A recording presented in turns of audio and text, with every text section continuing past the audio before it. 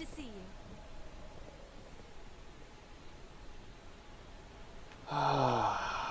Welcome back to. Let me get my mic here. Welcome back to the Road to 100 Stars series, and as you can see from our haze, we've been spending a little bit of money that we've earned here, a little bit of haze, and we have this wonderful mod dress here from the EO alternate outfit, but this is the ripped version. It's kind of dirty, makes us look a little scuffed up, as we're going to get beat up pretty good through here. So we're going to be running Fion, and you'll notice we have the Brodea attached as well. That'll be for later on when we fight Nicola. And so we're going to be running Hammer Mastery, Charge Accelerator, Dex and Mind Up, and Regenerative Drain. So I've been on a campaign for ever since I started to make the Impulse Anchor great again, but it was never great in the first place, so it's not really again. It's kind of like maybe the first time. So we're going to go with Swallow Cutter, since this is a great knockdown ability for a hammer, especially a heavy hammer. We're going to have Cleansing Light to get health back as we get damaged, but then paired with Regenerative Drain and a Hound's Veil, we should be getting back, anywhere between 5 and 30% of our health, depending on how the frames of the Hound's heads break up into the enemies. So that's kind of an abuse of Regenerative Drain when you use a Hound's Veil. It only is 5% for every other Veil in the game, but for the Hounds, because it has the framing data of how it moves through an enemy and out of an enemy and then back into him, or whatever enemy it is, that you can potentially get 30% of your health back and stuff. So it's kind of neat. Then Bridge to Glory, we're gonna since we are the one of the only heavy strength codes that actually has a B plus in mind from Dex and Mind up, we can actually run Bridge to Glory. And for running Bridge to Glory, we will actually get a 40% damage increase to our hammer. This can be a 48% damage increase if we are using the Burned Warhammer. And this is also a fire weapon, so this is also another great option here if we wanted. But for whatever reason, it scales very, very well with the Burned Warhammer, and it scales just kind of as you would read on the card. So here you see 1824, and here you see 1620, but this will do more damage than the Impulse Anchor on a regular hit and on charge attack. So why aren't we using this? Well, because I'm interested in trying to see how to make the Impulse Anchor great and how to build for it, since it's kind of one of the forgotten weapons, but it has an amazing charge attack that is eye candy all over the place, so we're going to see if we can make that exciting. Then we have Steady Bulwark, because this allows the Impulse Anchor to go to 100 across the board on defense, so if we need to block, we can use that. Impact Wave, I'm going to be trying to abuse this. I'll show you how. It has to do with your movement and attack patterns. Then Precision, this allows you to make your hammer easier to stagger enemies, but since we're using a hammer, it already has a greater stagger potential than normal weapons, and so we can continue to boost that stagger potential even higher. And then Red Shoes, obviously, because we're going to be running out of stamina in like 2 or 3 swings, so we're going to need all the damage we can get, but hopefully we'll be getting a lot of it back with the Daybreak Thunderfang, as it's a Hound's Veil. Now, a great alternative to this would be the White Vestment. It does about 10% less damage. I know you can't tell that from the card here, but like I said, I've been trying these out. But the White Vestment would be a good option as a secondary to the Daybreak Thunderfang if you don't have the DLC. So then with the Charge Accelerator, that'll work great with both the Impulse Anchor and the Daybreak Thunderfang as the Hound's Veil charge attack to do the 10% attack to get health back also is a charge attack, so that'll be helping us get more health back quicker. And then we'll be running a charge booster for the same exact reason. So we'll see how this goes. Hopefully it allows us some different kind of excitement here on how to build for different things. Now since Fion has such a low it has a very, very low ichor pool. We have to be using our gifts as we get them, because we won't ever have them. We won't have enough to. We won't have enough to run all gifts at the same time. Oh man. There's a launch attack. Wait for him to get up and then we'll do another one. And we'll do a charge attack here. Oh. Thanks, Eva. Good job. Okay. So that went very poor. But you kind of get the idea. So we'll see here. We'll see how it goes. So we'll get cleansing light up. Not a lot of freedom here. We'll get some health. Now I'm not going up there because it'll trigger the cutscene and then the ball will hurt me. Okay. Now the cutscene here talks about Nicola. We get another Nicola vestige here. Now this is important to be able to understand how to continuously run Impact Shockwave with a hammer. There's two hammers in the game where you can continuously attack without knowing how to use your attack pattern, and that's the huge hammer and the burned war hammer. The two of those hammers can execute continuous attack patterns without taking a break, paired with red shoes and Impact Shockwave. I've put out a couple videos on running Fion with some of the bosses, like the Executioner and the Wistful Wanderer. And but for other hammers, like this one for example, you'll notice that the first attack and the second attack. First attack, second attack. So the first attack, Impact Shockwave, is activated on. So you see the explosion there because it impacts the ground. But the second attack, hang on, we need some stamina back. So the first one impacts the ground, and the second one doesn't. So the first one staggers, the second one doesn't. The first one does, and so if you want to continuously run Impact Shockwave with a hammer that doesn't have a continuous pattern, you hold forward or backwards on your movement. For me it's easy because it's W or S on the PC, and so if I hold forward or if I hold backwards and I'm not giving a very good showing of this. So if you lock onto an enemy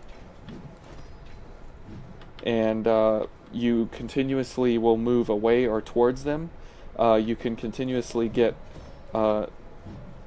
the damage moving forward or backwards. So I'll try and get that here over on this guy, and I'll show you what I'm talking about. So this guy comes up, and if I hold backwards, I got it like 3 times in a row there. So you can see that you can continuously get the shockwave, but you have to be locked on to an enemy, because it has to do with if your body moves in between of the attack and then a movement and then an attack and then a movement and then an attack and then a movement. Now we have some room to move around. So you can see here we can kind of mimic that a little bit. So if you can continue that, you will constantly get the see there, that's kind of how you want to do it. You get the constant striking the ground, which gets you constant Impact Shockwave.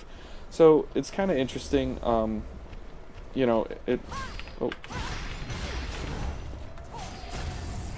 but that is a way that you can go about getting a constant Impact Shockwave onto a guy. So we'll try it here. Oh man, we're just taking it to the face, aren't we? So that's the problem with this build, is that if your gifts aren't working, you can't dodge.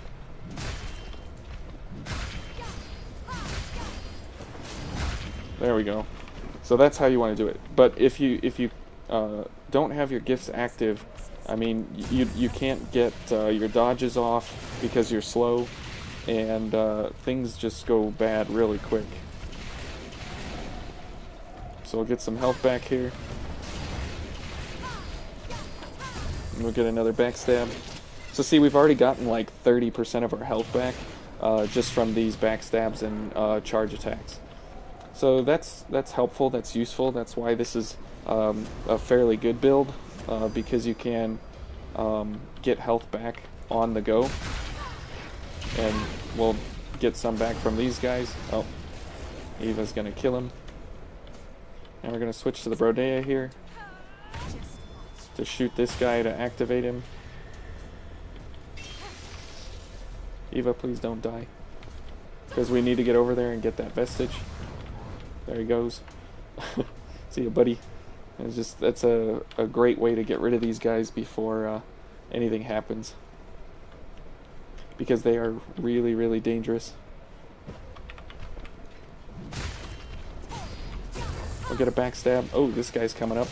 So after we get this guy, we'll do a swallow cutter on him. We'll do a charge attack on him. So the charge attack is what I would like to go for most of the time, but it's pretty slow and it costs Ichor. But whoops. Uh-oh.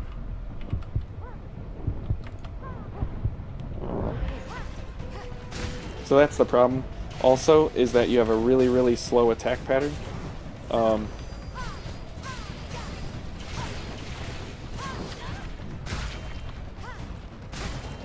There we go. This guy is getting annoying. And there's the other attack, which is the heavy attack, which is this one, and that is a very it's a pretty strong attack, I would say, but it's a lot of fun to use if you can get it. So let's try it on this guy, and it has a stagger. There we go. So we're already at maximum Ichor. So we'll go for this and this. Did Eva kill that guy? She did kill that guy. She's a great partner. And we'll pick up this vestige. And then you run over here and you fall off the ice. So we gotta go run all the way back this way. So the impulse anchor is, it's a very strong weapon on strike. However, that's a fairly large misnomer, as you have to be very on purpose with your attacks. So we'll go for some more health back here, and typically your gifts are only good for a very short amount of time, since we don't have what is that, gift extension or any of that. So we will be running these just to kind of see how it goes here. So we'll get a swallow cutter on him. So that took half his health. And then we'll do a charge. Now that second explosion there adds about 2,500 to your attack. So it's a pretty good amount of damage. Let's get Red Shoes back up here. See, and we haven't even used a health healing item yet, or regeneration. That's what I want to say. Because we have backstabs and we have other things, we do pretty well. So that was 12,000. So it does pretty well versus these guys because they are weak to ice, or weak to fire. Sorry.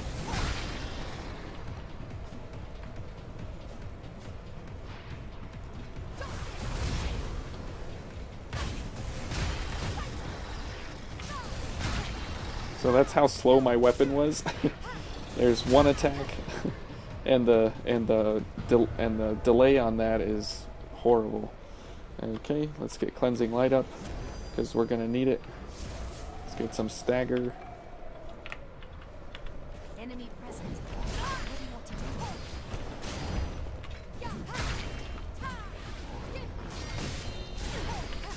Good grief.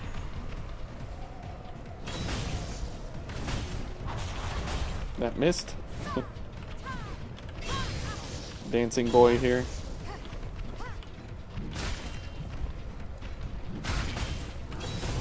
There we go, we got a backstab on him. Okay, this guy always makes me nervous.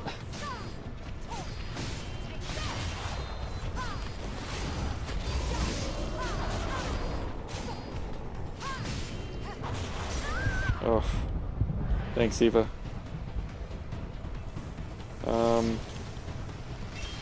Well, let's go get these guys. I got him while he was in the air. That was cool.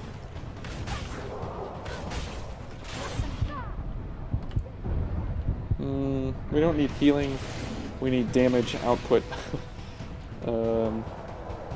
So let's get another run at this guy here. Hopefully Eva doesn't die on us here. That would be bad, but at least we got the missile up. Now this connects to the path below. And we still have red shoes active, so that's good. We'll go for the we'll go for everything here.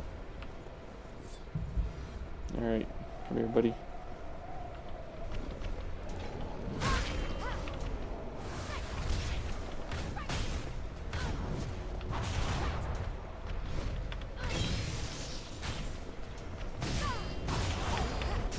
Oh, I was trying to dodge. That's how slow my dodges are. Nope.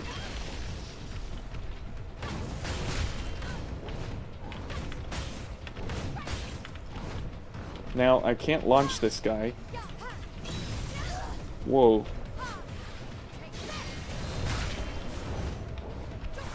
And we can't knock his armor off, even though we have a flame attack.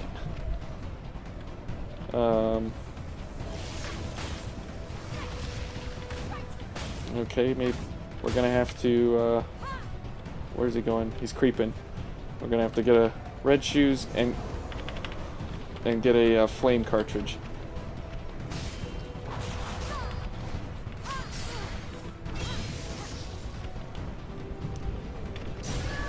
Oh no.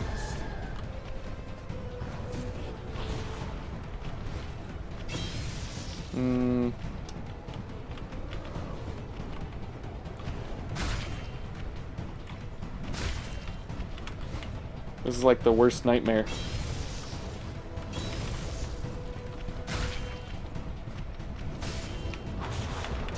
Oh, almost had him. This guy. So yeah, that's why you definitely need a flame cartridge or a flame weapon. Apparently the fire from this does not knock his armor off. So there you go, another strike against the impulse anchor. It's such a fun weapon though. That's okay, we're right back here. Oh, Eva. Easy.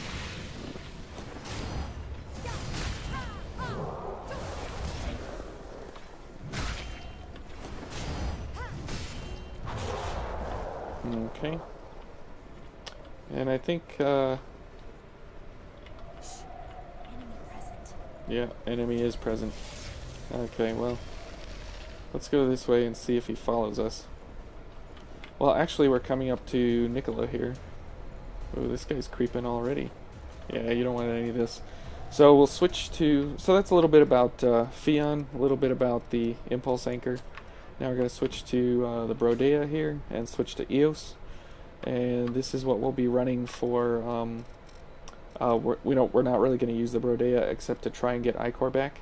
And we're going to be running basically piercing things. And I've heard... I didn't have a chance to test this actually, but I've heard that if you have Merciless Reaper active, you can ignore enemy armor with active gifts. So we'll see how that goes. You're a quick one. You're observant. I must be all kinds of things. Okay, so we're gonna go for lots of Icor things here. On Okay. And we're back up here to Nicola, which is nice. So this guy pops out of the snow, and we can get some backstabs on him before heading into Nicola.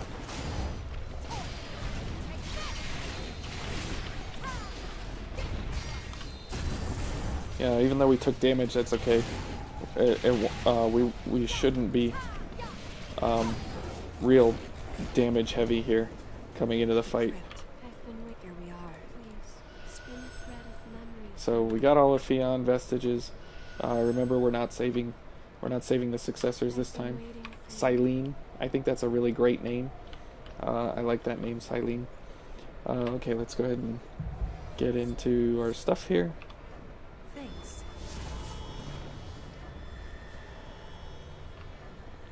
You were thoughtful. Okay. One.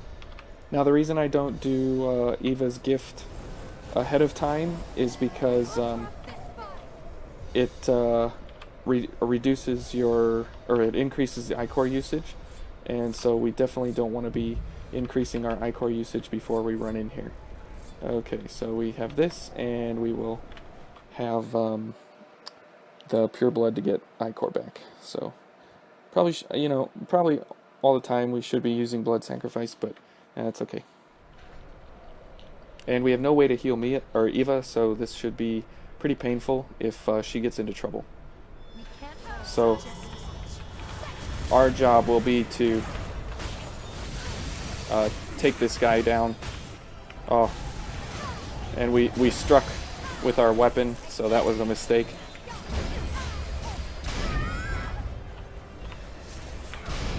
Oh, we're both dead. Let's see, we did like 35% damage or so with like 2 or 3 gifts. So yeah, I mean, it should be a pretty quick and easy fight if we don't get hit. I see you're up. Yes, I am.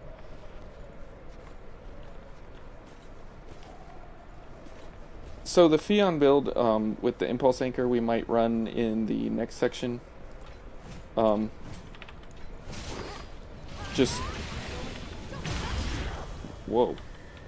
That was wild. Just because of the fact of, it can help out. And it can be a lot of fun. But I wouldn't put it out there to the history books that it's, one of the best builds or anything like that. It's just something that's fun. Oh, okay. So I gotta remember, don't attack.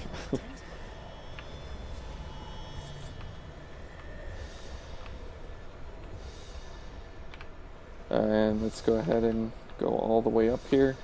And one more. Good. Now we only have a pure blood and everything that we have here, so as soon as we run out of iCore, we will need to use a pure blood. That is not good. We don't want to be missing that. Okay, and we're out of iCore already.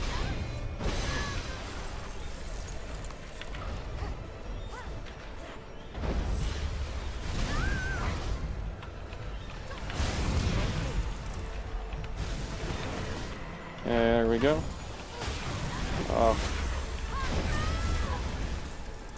Hold on there, Eva.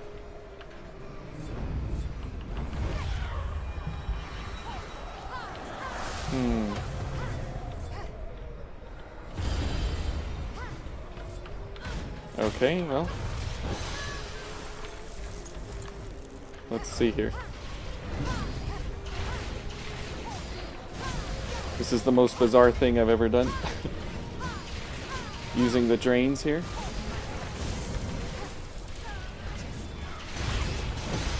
Oof.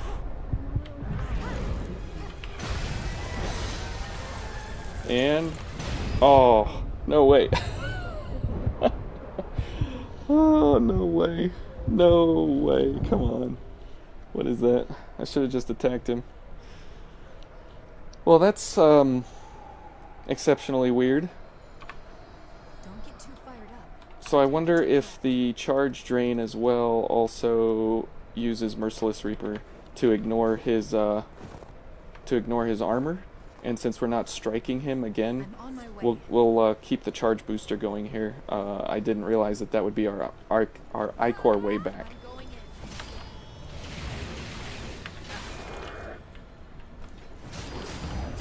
But it seems to be fairly effective if he's not focused on us.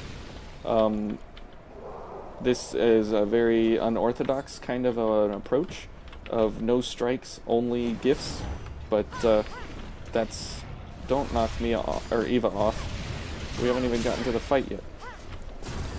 So, yeah, we'll see how this actually turns out here. Is he going off? Nope. Am I going off? No. Good. So 43, that's pretty good. No, not really. Okay, so we'll get all our stuff up here.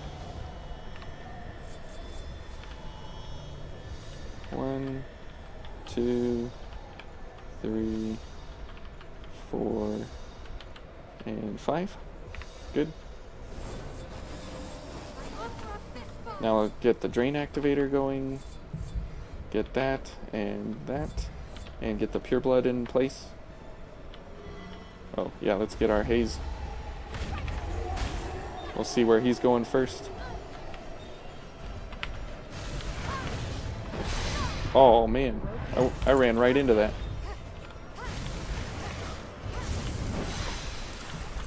Okay. Now we need to get him out of this first phase with his shield, so we'll do a pure blood here.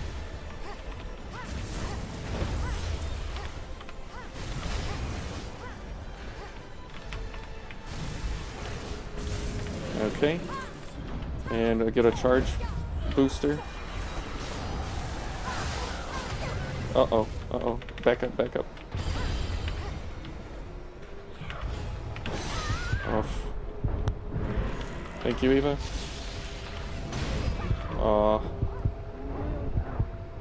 Okay.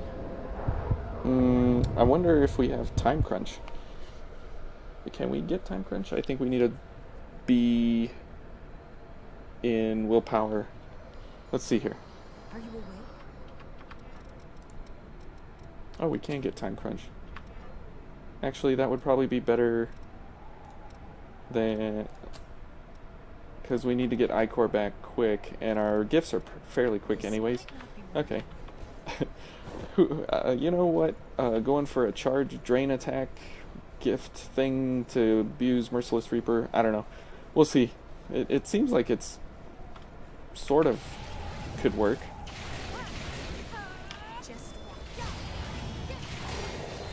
I mean, we're not striking anybody, so with our weapon.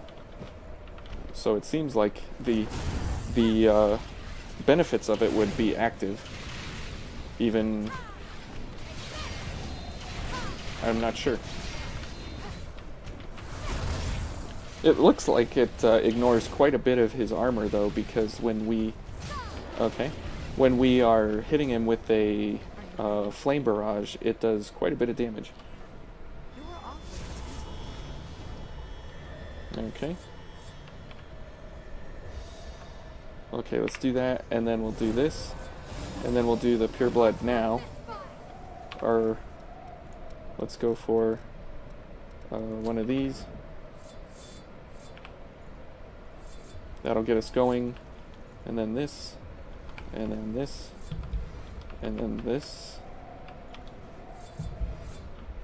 and one of these. Okay, let's get our haze.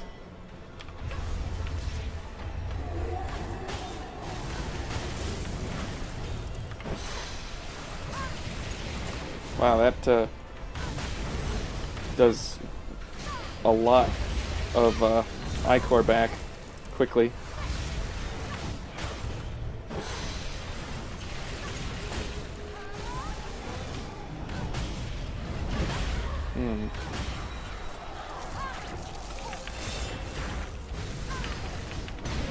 Oof. Whoa. He's just on a merry-go-round of punches here. Wow. Okay. Well, we'll give it one or two more. I didn't realize a couple of things here versus this guy, so this is fun. If I had, a lot more time to just sit and practice with this guy, this could probably be a pretty incredible fight over pretty quickly with a couple of drain attacks, and then just hit him with a whole bunch of flame barrages in a row. And if we were running, I don't know, something like Mia, this might be over a lot faster with her communal instead of Eva's communal, since Eva's communal takes so much I-core to use. Oh. Since her communal increases a consumption of I-core by, I think it's like 40% or something like that. Okay, let's go ahead and heal up.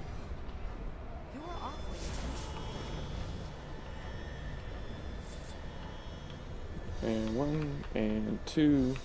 We'll use this.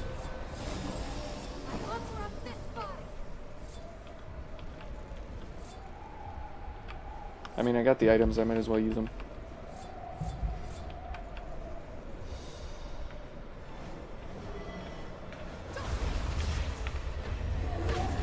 So let's go for a drain first. Wow. Thanks, Eva.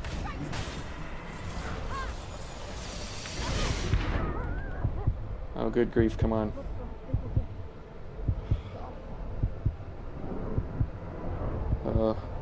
I apologize exceptionally for that. Okay, let's drink some water here in between.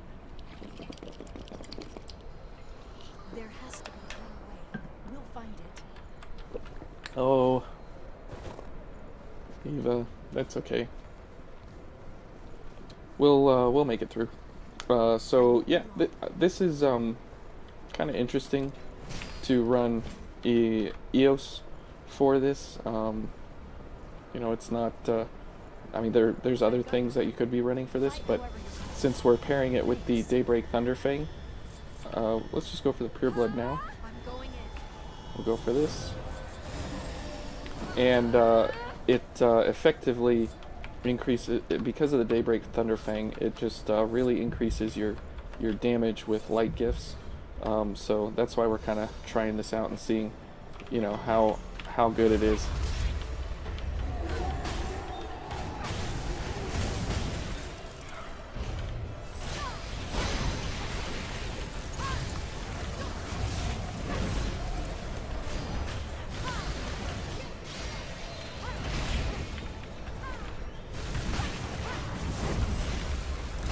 Oof. You're supposed to be transitioning, buddy. Whoa.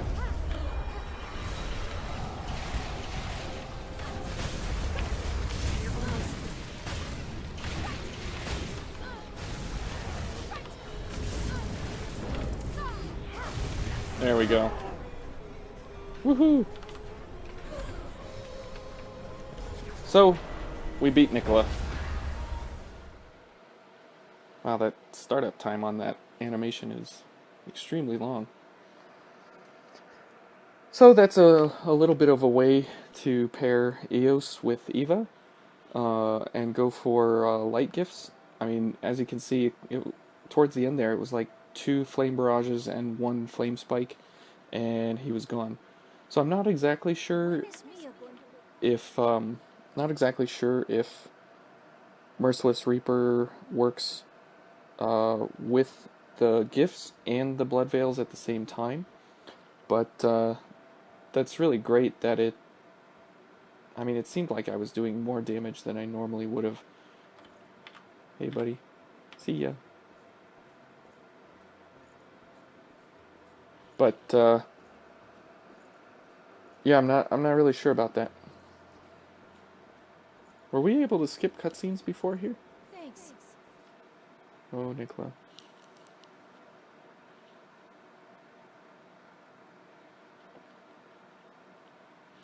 I feel like we weren't able to skip them before.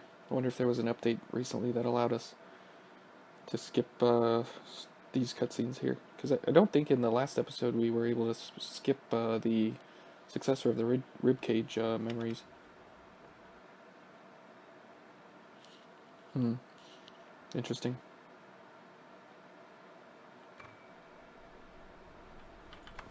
Okay. So even though we got all the memories and we were able to restore them, we didn't. Oh, we got lots of presents here. Now we go back to home base and do these cutscenes.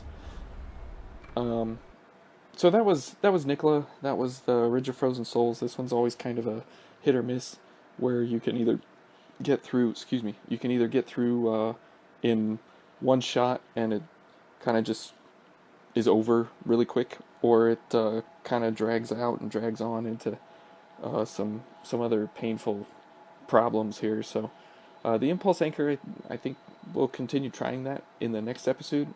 In the next episode, it seems like it doesn't do that horrible. It's just more of a timing issue. To be able to get your attacks to land on the target when you want them. I know that's kind of cliched and kind of the same for every weapon, right? Like you need to plan out your attack and everything, but I feel like it's a lot more intentional rather than just yes, I could recover or not recover at certain points. So we got to talk to EO here, which I don't mind. Now we have similar looking dresses, which is cool. Because she's my attendant, so might as well dress up.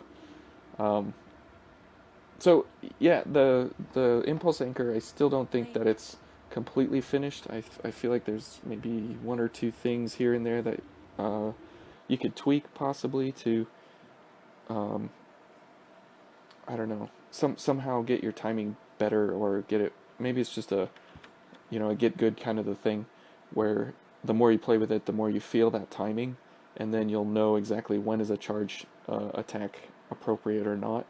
Um, but the charge attack is really strong. Like I said, it does like 9,000 damage when you have Bridge to Glory active, and it scales fairly well with Well, take with all the time you need. yeah, we don't need Don't it. be a stranger. It scales really well with the impulse anchor for some reason. So we're off to the underground. Where am I going? Gated room. So we'll see.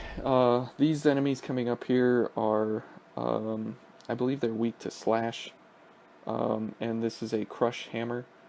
So, mm, let's see. I believe they are weak to slash, and I think crush is their second weakness, and then pierce. They're definitely resistant to pierce, but that's okay. We can make it work no matter what. So the good thing about Fion is because of red shoes, we can also run indefinitely as well. And see, if you build it correctly, like we did here, where we went back and Are you forth sure between you the have everything? no, between the two codes, we were able to just switch and then switch weapons, as this setup runs for both the EOS Lightcaster and the Impulse or any kind of Something build that bothering you you? would run here in Fion, because Fion is a heavy code that can use Bridge to Glory with minimal like power ups and stuff. Maybe we should check out the whole area. Now it would be great if we could get Time Crunch on this code, but you'd have to give up something here. You have to give up like Regenerative Drain or Hammer Mastery or something to get more willpower up. I think you need a C. I think I said it wrong before. Yeah, you need a C in willpower. So, so this is our character. Very alluring. So that is the benefit of PC, is that you can get some pretty awesome looking mods that really change up your character display. But since somebody's making them, there's not a lot of customizing how they look beyond what the artist did, which that's fine with me. I mean, this looks fantastic anyways. Let's see if we can get a close up here. Yeah, so I mean, it's just they did a really good job fixing the dress to be torn, to be tattered. I added the little garter thing there on the thigh, but the rest and the necklace, but the rest of it is all stock. I guess I added the gloves too, but A fork in the road, huh? so we'll watch this cutscene, and I think we'll call it here. Well, we won't watch it, but we'll at least get through it. Um, so I've got a test tomorrow for 4 hours, so probably either no upload or a really short one towards the evening maybe, and then I'm at work on Saturday. So hope everybody has a great rest of the evening here, and a great Friday, and a fantastic weekend, and that everyone's staying healthy. And we actually got to 10 subscribers now, so we hit double digits. Can you believe it? Oh, it's crazy. So maybe somebody will be interested in Impulse Anchor, and maybe we get that 11th subscriber. Who knows? So we'll talk to everyone later, and thanks for watching and spending your time here and this evening with me.